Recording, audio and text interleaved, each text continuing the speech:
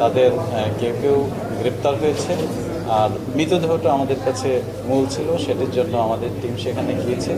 সেখানে গিয়ে যে ভবনে এই ঘটনাটি ঘটেছে বলে আমরা ইতিমধ্যে জানতে পেরেছি ইন্ডিয়ান পুলিশের সূত্রে, সেখানে সেই বাড়ির সেপটিক ট্যাঙ্ক ভেঙে সেখান থেকে কিছু মাংস উদ্ধার করা হয়েছে।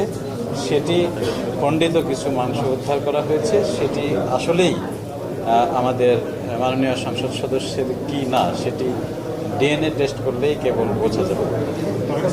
এই বিষয়টা 15 দিনের মতো হয়ে গেল, এখনো হত্যাকারীর যে মোটিভ সেটা নিয়ে অনেক ধরনের কথা আসছে। আসলে কি এটা কি আমরা শুনছি যে বিভিন্ন চোরাচালান সিন্ডিকেট, হুন্ডি ব্যবসা, আধিপত্য, আসলে কি কোনটা আসলে হত্যাকাণ্ডের বিষয়?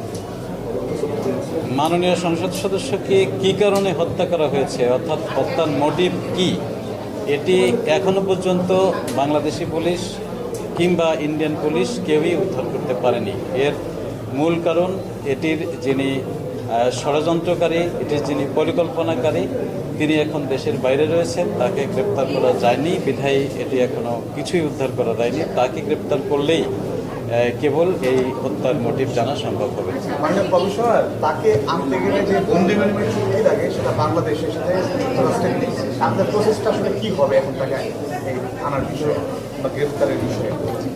এটির বিষয়ে আমাদের যে ধরনের প্রচেষ্টা করা দরকার পুলিশের পক্ষ থেকে সেটির সর্বোত্তম চেষ্টা করা হবে। এটির বিষয়ে যেহেতু তিনি আমাদের জাতীয় সংসদের একজন মাননীয় সদস্য ছিলেন, সুতরাং তার বিষয়টি সর্বোচ্চ গুরুত্ব দেওয়া হবে। আমাদের যদিও এই মুহূর্তে সেই ধরনের কোনো কন্ট্রাক্ট তাদের সাথে নেই, তারপরেও অন্য যে কোনো মাধ্যম বা কূটনৈতিক যে কোনো চ্যানেলের সর্বোচ্চ চেষ্টা এ বিষয়ে করা হবে। যোগ করি, ভারতের সাথে যদিও আমেরিকার যে বন্দি বিনিময় চুক্তিটা